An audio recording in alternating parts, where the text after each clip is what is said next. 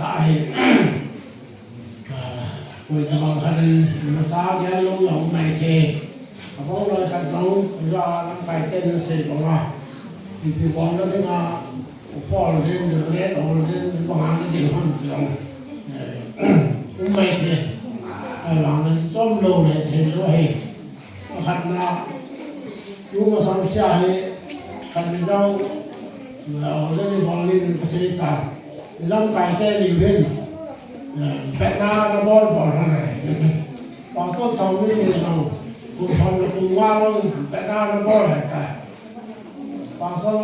หลังเราไม่ยอมมันตั้งหน้าจนเดี๋ยวเล่นเราเล่นหัวจนมันบอลนั่นเจ๊ยอมเอาโค้งหัวไปทางนี้จะบอกว่าคือซื้อเป็นสันนิษแฮปปี้นะมาไม่ได้ด้วยจนแบบน่าบอกที่น่าเจ๊ใช่อยากจะตัวเป็นนาวาเฮลุงให้เสร็จแล้วที่ป้าตาบอลคนเดียวตายที่สุดเกี่ยว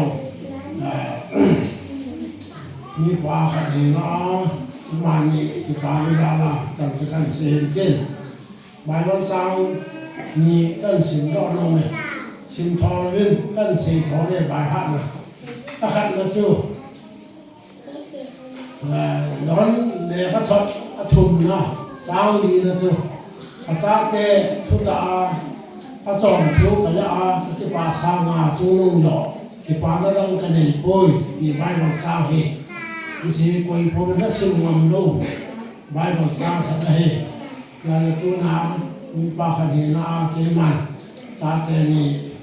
ยามพวกมันเห็นตาแหลกทางนี้เห็นมานี่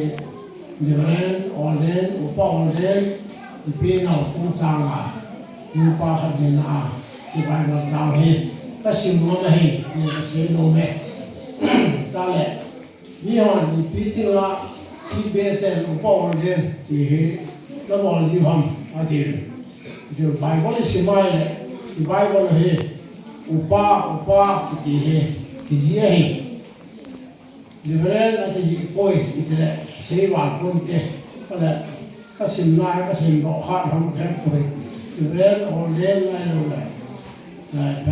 ำปลาส้มที่หอยที่มันเบสเสียป่วยอุปาวางที่หามาที่มวยที่เฮก็เสียงไหมตาเลยอันนี้น่าก็เสียงลงจู่ไอ้กินเลย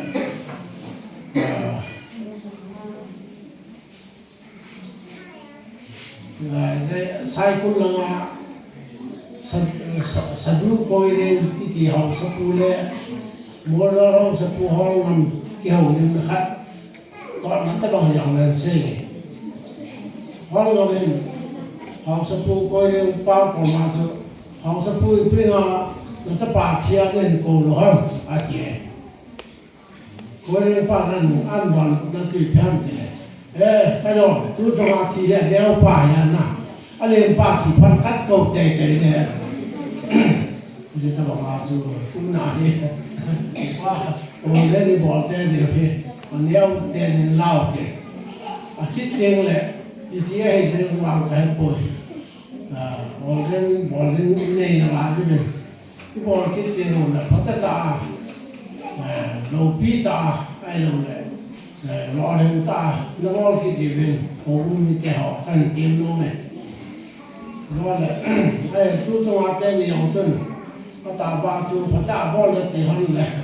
บอกผู้เล่าพานาบอลรันด้วยฝ่ายบอลคิดจริงอย่างเลยแต่ผมน้ำดำมาถึงแค่ป่วยอย่างเลยผมมีแต่หอกถ้าเสด็จเป็นบอลถอดแต่นึกว่าจะผมเตะอย่างเช่นก็สิ่งนั้นหล่นเลยก็ส่วนนั้นเราเปลี่ยนอยู่ย้อนเลยมาดีก็กาเราแค่เขียวน้ำที่ดีกันน้ำคุ้มค่าทำดีให้ปากซ้อนทำเงินเรียนถ้า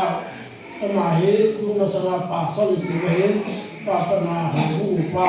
าเรียนป้าปูอีกทีก็ให้ใต้ผู้สูงยังสมว่าร่างกายหอให้ดู